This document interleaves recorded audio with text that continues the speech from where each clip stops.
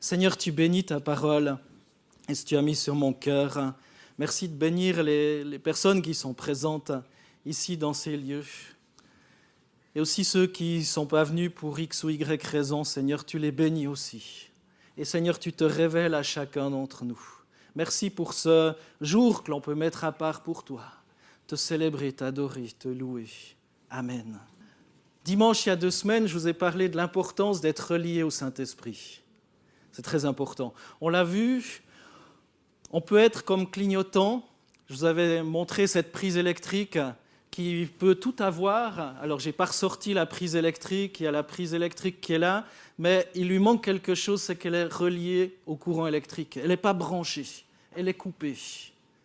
Elle est là, il y a tout ce qu'il faut, mais elle n'est pas reliée au secteur, au réseau.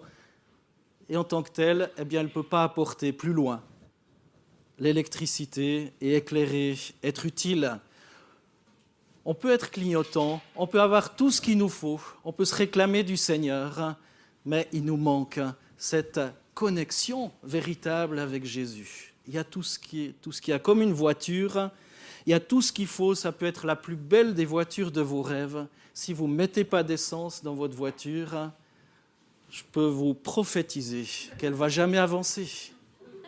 Elle ne va jamais avancer, votre voiture. Vous allez me dire, elle est électrique. Si vous ne la rechargez pas, elle ne va pas avancer quand même. Elle ne va pas avancer quand même. Il y a d'autres technologies que l'électricité aussi. On ne peut pas se passer de ce carburant. Il y a tout ce qu'il faut, elle est magnifique. Vous pouvez peut-être aller dedans, admirer les sièges en cuir, admirer tout ce qu'il y a. Mais elle est juste bonne pour être exposée. Et nos vies n'ont pas utilité à être exposées simplement. On a bien plus. Notre Créateur a un but, un projet pour nous. Et on a vu, c'est important d'être connecté au souffle de vie, c'est important d'être connecté au souffle de la vie. On a non seulement la vie, on est vivant. Sans le souffle de vie, eh bien, on ne serait pas vivant. Et connecté au souffle de la vie, être connecté à Dieu. Et c'est important d'être connecté à la vie par le Saint-Esprit. Autrement, il nous manquera immanquablement quelque chose. On peut apprendre plein de choses. On peut passer, comme je l'ai dit, de séminaire en séminaire, de rencontre en rencontre. Mais toujours, si personnellement on n'est pas relié au Saint-Esprit, il nous manquera quelque chose. On aura toujours besoin d'intermédiaires, toujours besoin d'autres personnes qui vont se placer devant le Seigneur, qui vont écouter le Seigneur, écouter sa voix. On aura besoin de personnes qui prennent la peine de passer du temps dans la présence de Dieu pour être comme un petit peu connectés avec Dieu. Mais ce que Jésus veut, c'est que vous soyez directement reliés à Dieu par son Esprit. Aujourd'hui, j'aimerais rappeler que le Saint-Esprit n'est pas simplement une option ou pas, à rajouter ou pas dans votre vie. Le Saint-Esprit est indispensable à la bonne marche de nos vies spirituelles. David savait à quel point la présence de l'Esprit était capitale dans la vie. Le roi David, peut-être vous connaissez ou pas, mais je vous encourage à vous pencher sur la vie du roi David, à regarder un petit peu ce qu'il a fait. De nombreux psaumes ont été écrits par le roi David. David savait à quel point la présence de l'Esprit était capitale dans la vie, mais il savait aussi parfaitement ce que provoquait l'absence de la présence de l'Esprit dans une vie. Il le savait parfaitement. Et lorsque David était tombé au plus bas de ce qu'il pouvait, lorsque David avait pris même la femme d'un autre, il est allé très loin, David, dans la déchéance, lorsqu'il avait non seulement pris la femme d'un autre, mais qu'il avait pris soin de faire tuer même le mari de cette femme.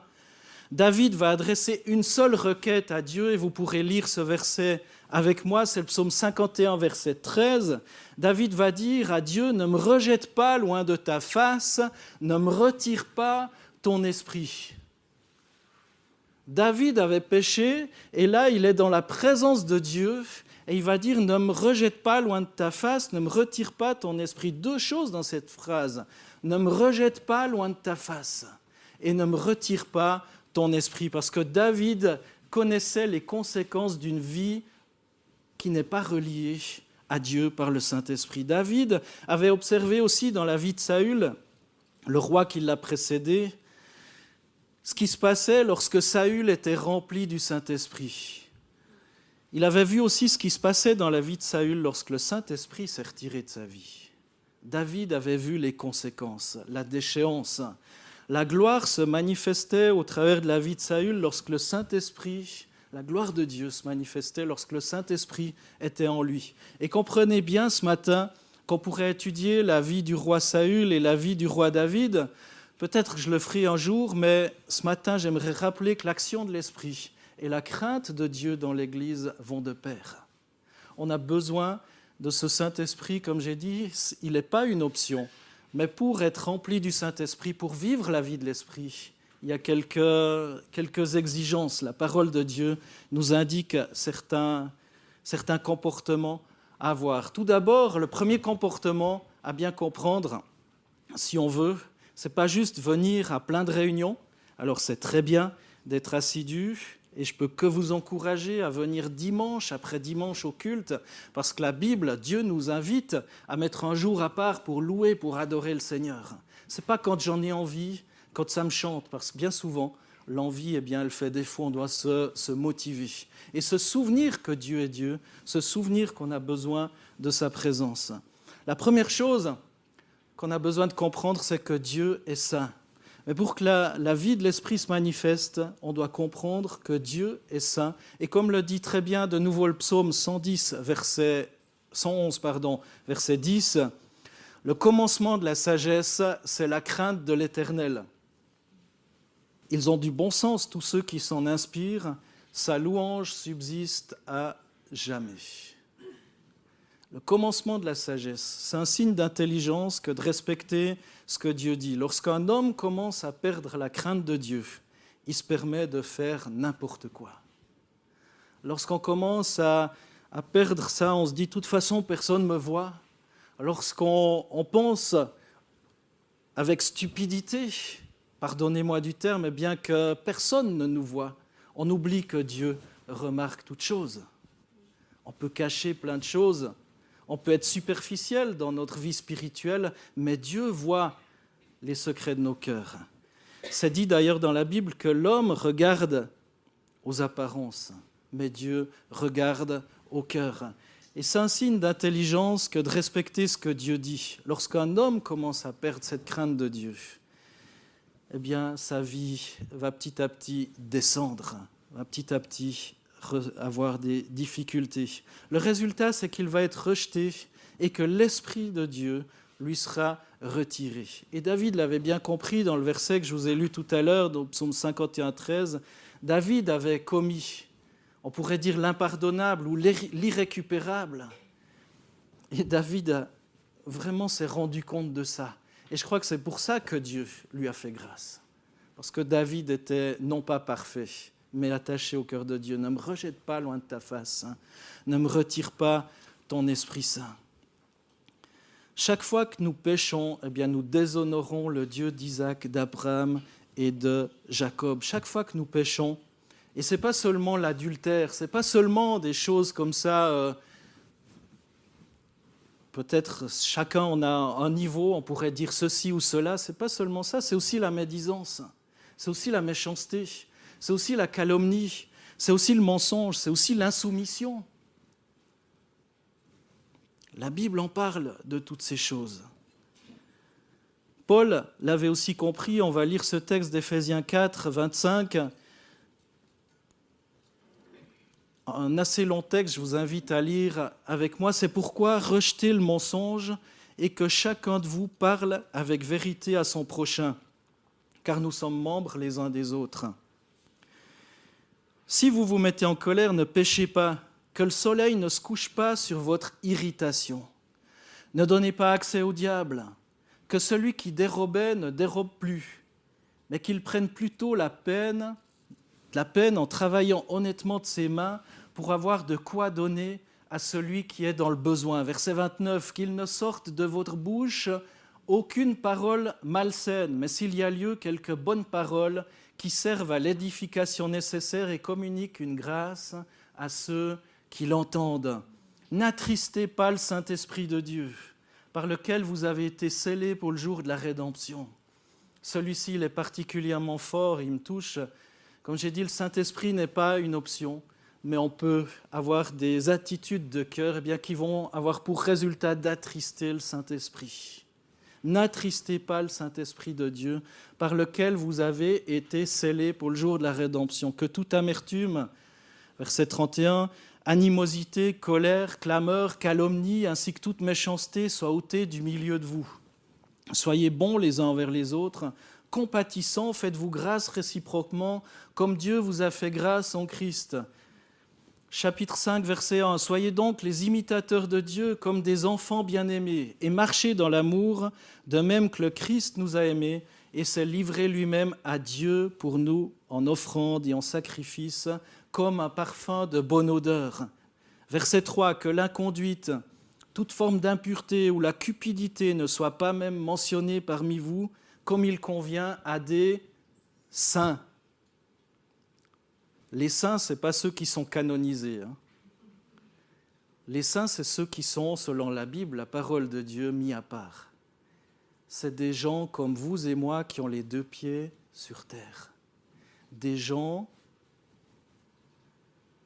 qui sont consacrés à l'Éternel. En fait, c'est ceux qu'on devrait appeler chrétiens. Mais pas ceux qui ont une religion, mais ceux qui ont une relation. Ceux qui sont en connexion. Ceux qui sont reliés à cette source de vie. Verset 4. Pas de grossièreté, pas de propos insensés, pas de bouffonnerie. Cela est malséant, mais plutôt des actions de grâce. Car sachez-le bien, aucun débauché impur ou cupide, c'est-à-dire idolâtre, n'a d'héritage dans le royaume de Christ et de Dieu. Que personne ne vous séduise par de vains discours, car c'est pour cela que la colère de Dieu vient sur les fils de la rébellion. N'ayez donc aucune part avec eux. Autrefois, en effet, vous étiez ténèbres, mais maintenant vous êtes lumière dans le Seigneur. Marchez comme des enfants de lumière, car le fruit de la lumière consiste en toutes sortes de bonté, de justice et de vérité. Examinez ce qui est agréable au Seigneur et n'ayez rien de commun avec les œuvres stériles des ténèbres, mais plutôt dénoncez-les. C'est un long texte. Relisez toute cette lettre de Paul aux Éphésiens, chapitre 4, verset 25. C'est pourquoi rejetez le mensonge. Verset 27. Ne donnez pas accès au diable. Verset 29, qu'il ne sorte de votre bouche aucune parole malsaine. Verset 30, n'attristez pas le Saint-Esprit de Dieu. Verset 31, que toute amertume, animosité, colère, clameur, calomnie, ainsi que toute méchanceté soit ôtée du milieu de vous. Verset 3 du chapitre 5, que l'inconduite, toute forme d'impureté, de cupidité ne soit pas même mentionnée parmi vous. Pas de grossièreté. Verset 4. Verset 5, sachez-le bien, aucun débauché, impur, cupide, c'est-à-dire idolâtre, n'a d'héritage dans le royaume de Christ. Et finalement, versets 10 et 11, examinez ce qui est agréable au Seigneur. Mes frères et sœurs, on est appelés à examiner ce qui est agréable au Seigneur. Verset 11, n'ayez rien de commun avec les œuvres stériles des ténèbres, mais plutôt dénoncez-les. On peut s'amuser dans la vie. On peut faire plein de choses dans la vie. L'apôtre Paul va dire tout est permis, mais tout n'est pas utile. Tout est permis, mais tout n'édifie pas. Et l'apôtre Paul va dire n'ayez rien de commun avec les œuvres stériles des ténèbres. Est-ce qu'on se rend compte que Dieu est saint, que Dieu est pur, que Dieu désire qu'on soit saint aussi, qu'on soit pur, qu'on soit mis à part? Deuxième chose, nous sommes appelés à contempler la sainteté de Dieu. Regardons encore un texte ce matin. J'aime bien prêcher par la parole de Dieu. Ésaïe 6, c'est un texte qui m'a vraiment bouleversé, touché tous ces derniers temps, qui m'a poursuivi. Ésaïe 6, versets 1 à 8. « L'année de la mort du roi Osias, je vis le Seigneur assis sur un trône élevé, et les pans de sa robe remplissaient le temple. Des séraphins se tenaient au-dessus de lui, ils avaient chacun 6 ailes, 2 dont ils se couvraient la face, d'eux dont ils se couvraient les pieds, d'eux dont ils se servaient pour voler.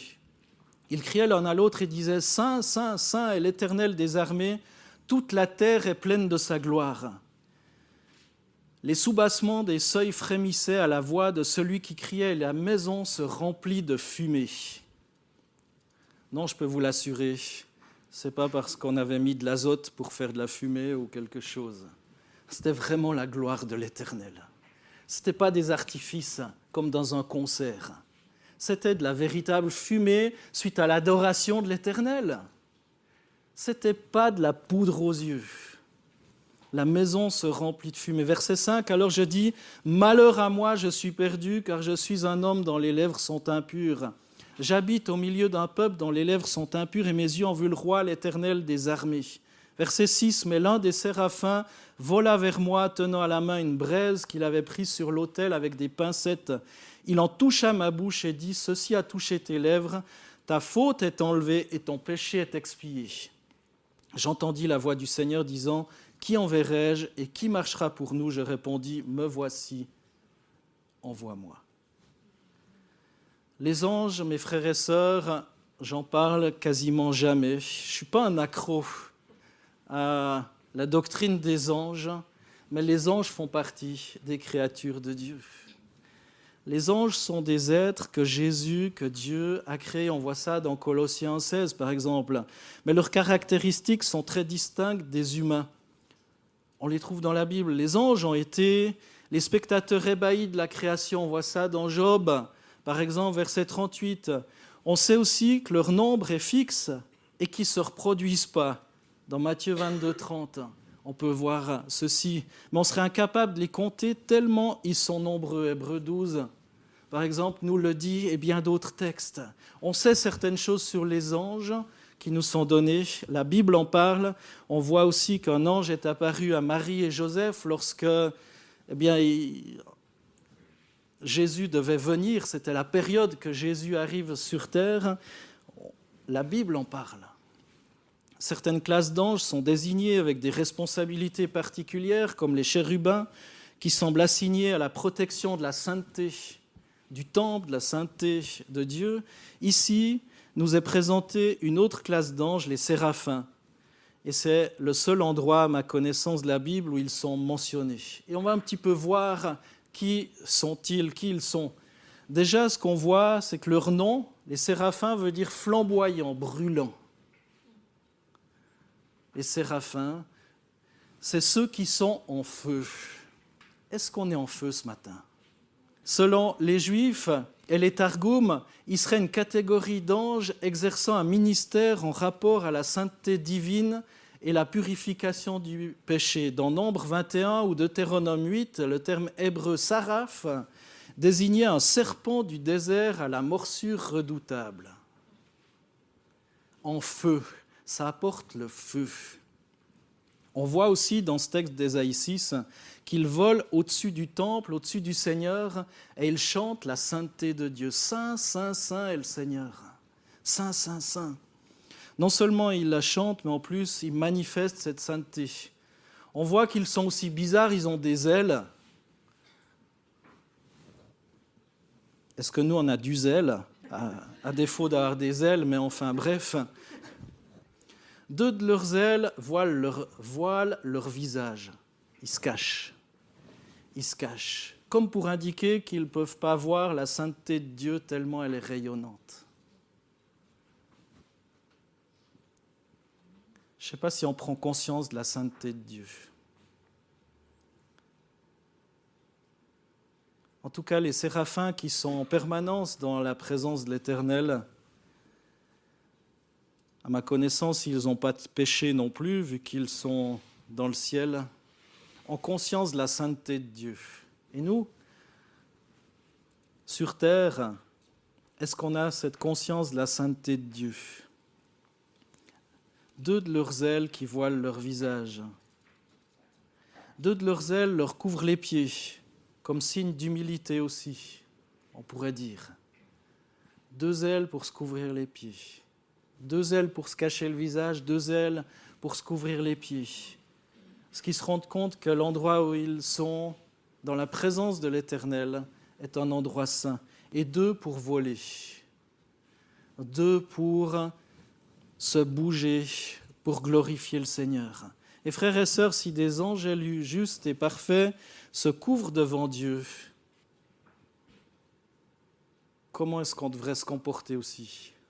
Je ne parle pas de se couvrir, de se cacher, mais notre respect, notre cœur. Et ils crient l'un à l'autre, louant Dieu eux-mêmes. Ils proclament la sainteté de l'Éternel. Saint, saint, saint est l'Éternel. Est-ce que Dieu est saint? Amen. Lorsqu'on pense au terme saint ou sainteté, on pense souvent à l'idée d'obéissance aux commandements. Pas mentir, pas convoiter, pas commettre d'adultère. Peut-être vous pensez à ça en ce moment. C'est évidemment associé au concept de sainteté, mais le mot saint signifie à proprement parler séparé, mis à part. Séparé, mis à part. C'est pour ça que j'ai dit que ce n'est pas les morts qui sont saints. Oui, ils sont mis à part de l'existence humaine, évidemment, appelés à passer dans ce jugement dernier. Mais est saint celui qui est séparé et mis à part? Est-ce qu'on est séparé et mis à part? Est-ce qu'on a conscience qu'on est séparé et mis à part? Est saint ce qui est détaché d'un usage ordinaire, selon Lévitique, verset 10. Est saint ce qui, sur le plan moral, est absolument séparé du mal. Est-ce qu'on a conscience que Dieu a investi dans nos vies afin qu'on soit séparés, mis à part? On a un projet de Dieu sur nos vies. Ce projet de Dieu est sur chacune de nos vies. Pas juste sur le pasteur qui vous parle ce matin. Lorsqu'Ésaïe voit la gloire de Dieu, il prononce sur lui-même un jugement prophétique absolu. Malheur à moi. Incroyable. C'est à l'opposé des béatitudes, c'est l'annonce d'une destruction complète. Verset 5, Ésaïe 6, verset 5. Alors je dis, malheur à moi, je suis perdu, car je suis un homme dont les lèvres sont impures. J'habite au milieu d'un peuple dont les lèvres sont impures et mes yeux ont vu le roi, l'Éternel des armées. Ésaïe, ce grand prophète de l'Ancien Testament, se rend compte que tout en lui est sale. Ses lèvres sont sales. En fait, pour un prophète, c'est son instrument. C'est son instrument. Si ses lèvres sont sales, il ne peut plus parler. C'est comme si un pianiste disait que ses mains sont inutilisables, sont pourries, sont moisies, sont plus utilisables. Mes lèvres, un prophète va dire « je ne peux plus parler, ce n'est pas possible, je ne peux plus rien révéler ». Un pianiste, mettez-vous dans la peau d'un pianiste, va dire « mais c'est plus possible, mes mains ne peuvent plus rien faire ». Personne ne peut chanter le moindre chant de louange naturellement. On peut aligner des paroles, on peut le faire avec un cœur plus ou moins convaincu. Peut-être ce matin, vous avez chanté de tout votre cœur. Peut-être même, vous vous rappelez même plus ce que vous avez chanté. Peut-être vous n'avez pas chanté du tout même. Mais personne ne peut chanter le moindre chant de louange naturellement. Il faut réaliser la gravité du péché et l'immensité de la grâce. Est-ce qu'on peut chanter la sainteté du Seigneur sans véritablement avoir cette crainte respectueuse de l'Éternel? Aucune personne consciente de son péché peut faire le fier devant Dieu. Personne. Et bien évidemment pas celui qui vous parle ce matin. Par exemple, quand Pierre a vu la pêche miraculeuse dans Luc 5, verset 8, il tomba aux genoux de Jésus et dit, Luc 5, 8, quand il vit cela, il y avait cette pêche miraculeuse, ils avaient pêché toute la nuit, il ne s'était rien passé. Jésus leur dit d'aller pêcher, de jeter le filet. Et là, il y a eu cette pêche miraculeuse et Pierre, quand il vit cela, Simon Pierre, tous ces poissons qui étaient là, tomba aux genoux de Jésus et dit « Merci Seigneur pour tous ces poissons, merci pour ce miracle. » Ah non, pardon. « Seigneur, éloigne-toi de moi, parce que je suis un homme pécheur. » Il s'est rendu compte, pas pêcheur de poissons, devant la gloire de Dieu. Il n'a pas dit « Super, le business marche bien. Seigneur, prie tous les jours pour moi. pour qu'il y ait des poissons dans le filet. Il a pris conscience face à ce miracle. Toute la nuit, Pierre, c'est un professionnel de la pêche. Toute la nuit, ils avaient pêché. Rien du tout, nada, rien. Et face à ce miracle, Seigneur, éloigne-toi de moi, car je suis un homme pécheur. La sainteté de Dieu, ce n'est pas une mince affaire. Dieu s'est toujours séparé du mal et les hommes ont dû subir à maintes reprises son juste jugement.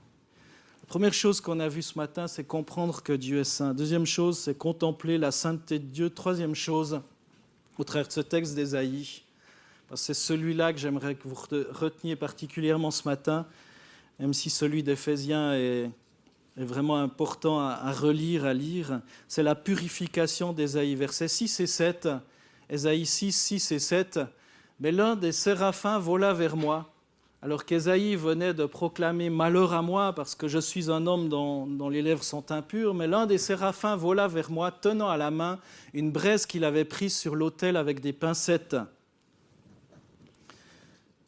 Il en toucha ma bouche et dit « Ceci a touché tes lèvres, ta faute est enlevée et ton péché est expié. » Ésaïe ressent sa complète indignité. La bonne nouvelle, c'est que notre Dieu est proche de ceux qui sont humbles et humiliés. Remarquez bien que Dieu ne dit pas à Ésaïe « Va laver tes lèvres » ou bien « Efforce-toi de dire des choses justes pour compenser les choses sales que tu as faites. » Ce n'est pas du tout ça qui s'est passé dans ce texte.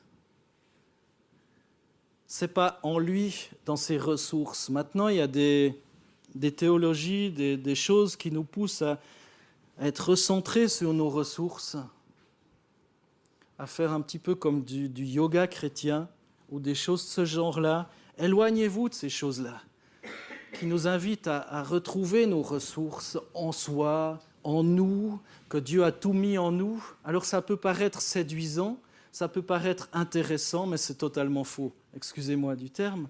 Et on le voit une fois de plus dans un texte comme celui-ci. Il ne dit pas « efforce-toi de faire ce qui est juste, puise pas en toi la force d'être pur parce que j'ai mis en toi mon esprit », non. C'est quelque chose d'extérieur à lui-même qui vient le toucher et le sanctifier. Il est purifié là même où il se savait impur. Dieu prend, le séraphin prend avec des pincettes cette braise et il touche les lèvres et il purifie par le feu les lèvres du prophète. Des braises de l'autel dans la présence de Dieu où étaient consumés des sacrifices touchent ses lèvres et la faute est enlevée, le péché expié. Tout ce que Dieu touche est sanctifié. Ce que Dieu veut ce matin et ce que j'aimerais qu'on comprenne ce matin, c'est qu'on a besoin d'être dans la présence de Jésus. On a besoin d'être dans la présence de Jésus quotidiennement, pas juste le dimanche. Quand on vient le dimanche, ça doit être l'apothéose. Ça doit être ce moment particulier où on est entre frères et sœurs, où on adore le Seigneur, on reçoit des paroles prophétiques, on est dans la louange aussi, dans l'adoration, on reçoit des paroles aussi par la prédication, on peut vivre la Sainte Seine, on peut communier les uns les autres et avec le Seigneur.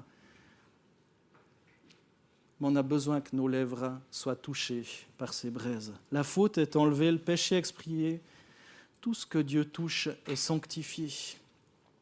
Romains 3, 23 et 24, « Car il n'y a pas de distinction, tous sont péchés et sont privés de la gloire de Dieu, et ils sont gratuitement justifiés par sa grâce, par le moyen de la rédemption qui est dans le Christ Jésus. » De nouveau, on est justifiés, mes frères et sœurs, par le Christ, pas par nos ressources. On est gratuitement justifiés par la grâce de Dieu, par le moyen de la rédemption qui est dans le Christ Jésus. 1 Corinthiens 1, verset 2, « À l'Église de Dieu qui est à Corinthe, à ceux qui sont sanctifiés en Jésus-Christ, appelés à être saints, et à tous ceux qui, en quelque lieu que ce soit, invoquent le nom de notre Seigneur Jésus-Christ, leur Seigneur est le nôtre. »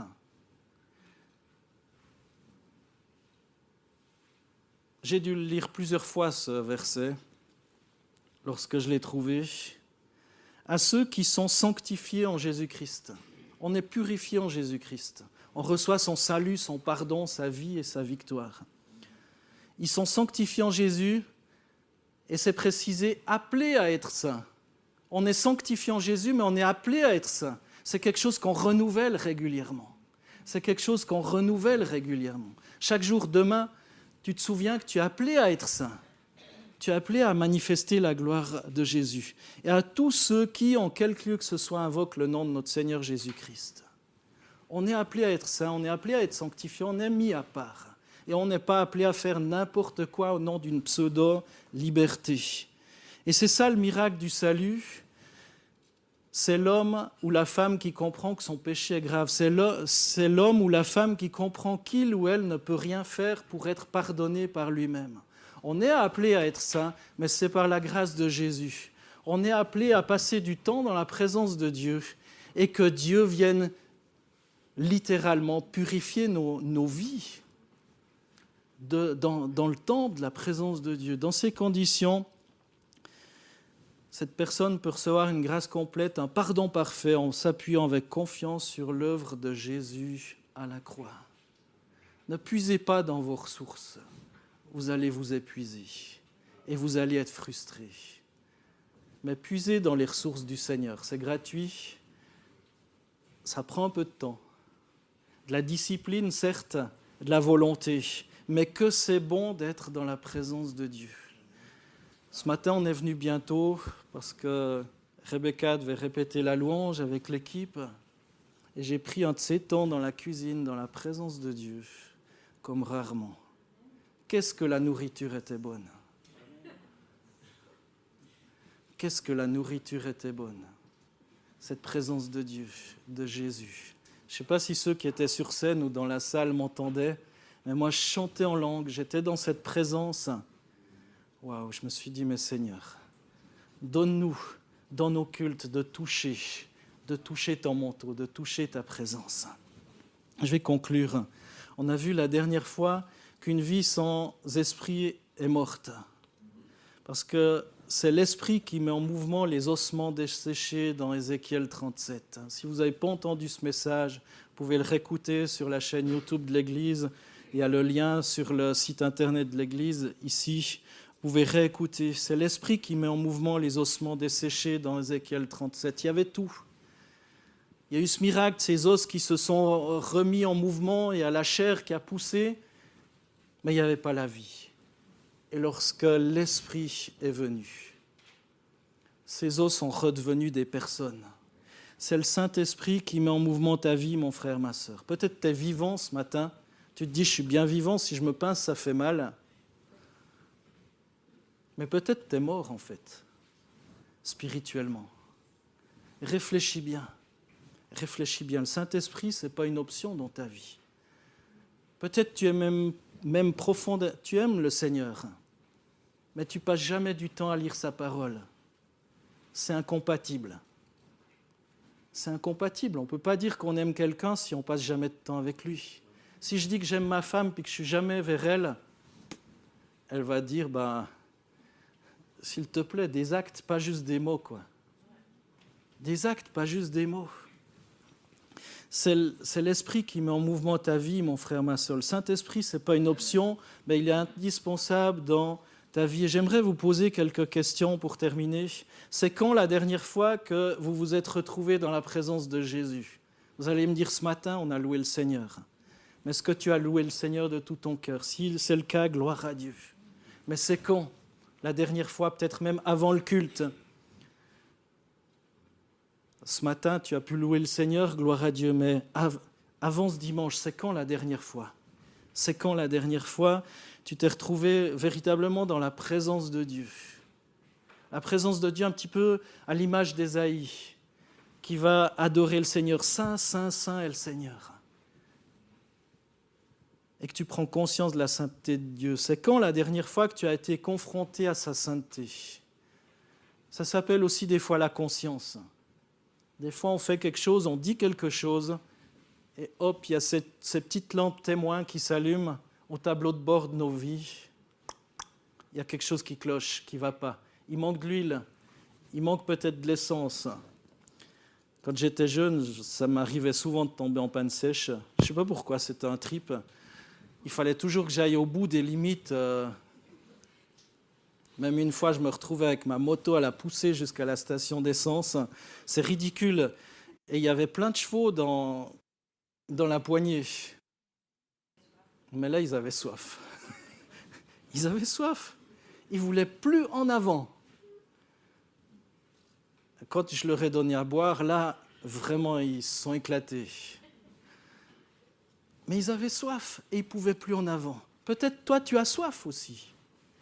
C'est quand la dernière fois que tu as été confronté à la sainteté de Dieu? C'est quand la dernière fois tu as compris que Dieu est saint et que c'est ce que tu es appelé à être?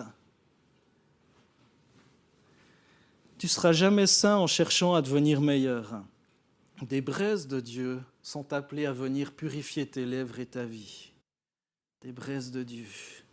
Et saint, comme je l'ai dit tout à l'heure, ce qui est détaché d'un usage ordinaire. Et saint, ce qui, sur le plan moral, est absolument séparé du mal. C'est impossible par nous-mêmes.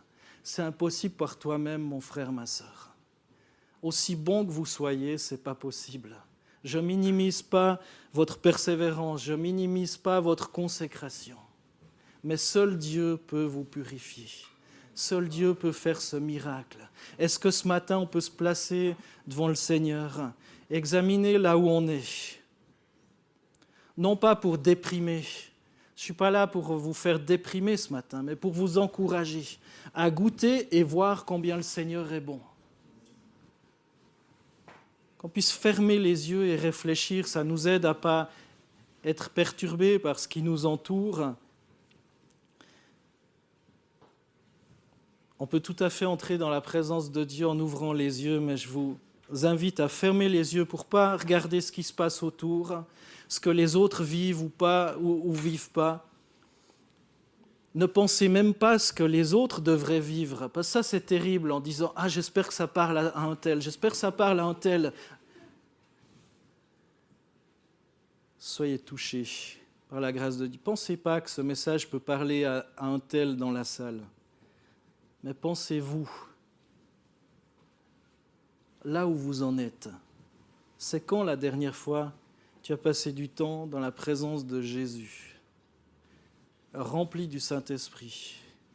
Tu n'as pas cherché à puiser dans tes réserves, à aller jusqu'à ce que la petite lumière, le témoin du tableau de bord s'allume. Puis en plus, tu tires jusqu'à ce que tu sois en panne sèche. Et finalement, tu te dis, l'église, c'est un petit peu la pompe à essence, et j'ai besoin de revenir à cette pompe à essence, mais tu te trompes. L'église, ce n'est pas la pompe à essence. C'est dans la présence de Jésus, dans la présence de Dieu, dans le secret de ton cœur, à genoux dans ta chambre ou debout ou dans la nature, peu importe. C'est dans la présence de Jésus que tu vas pouvoir faire le plein. Et moi, je t'invite à faire le plein, à ne pas venir dessécher à l'église.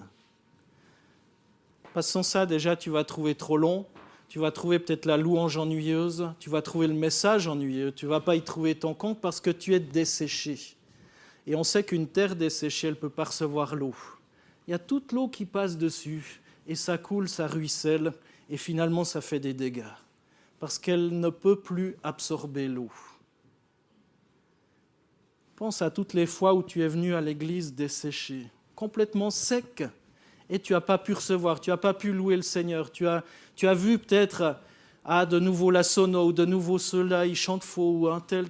Tu n'as pas entré dans la présence de Jésus. Tu n'as même pas eu envie d'adorer le Seigneur. Pense à toutes ces choses-là. Et prends la résolution de ne plus venir à sec dans l'église du Seigneur, mais venir complètement plein et qu'on puisse vivre une adoration, une louange qui glorifie le Seigneur lorsqu'on est réunis ensemble. Tous ceux qui veulent vraiment être visités par le Saint-Esprit, levez-vous à votre place. Levez-vous à vos places en disant « mais j'en veux plus, j'en veux plus, je suis sec, ma vie est sèche, j'entends jamais le Seigneur me parler. » Levez-vous à vos places.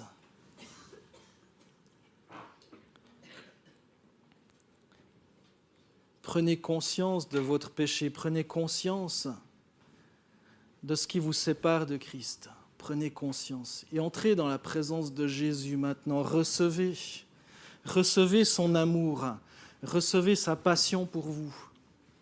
Recevez.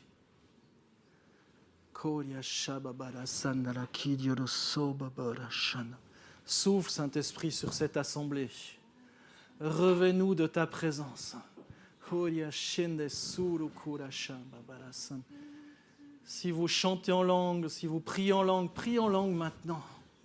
Priez en langue, priez en esprit. On est appelé à prier en esprit et en vérité. Priez par l'esprit aussi. Peut-être les mots ne sont pas suffisants, on ne sait pas quoi dire.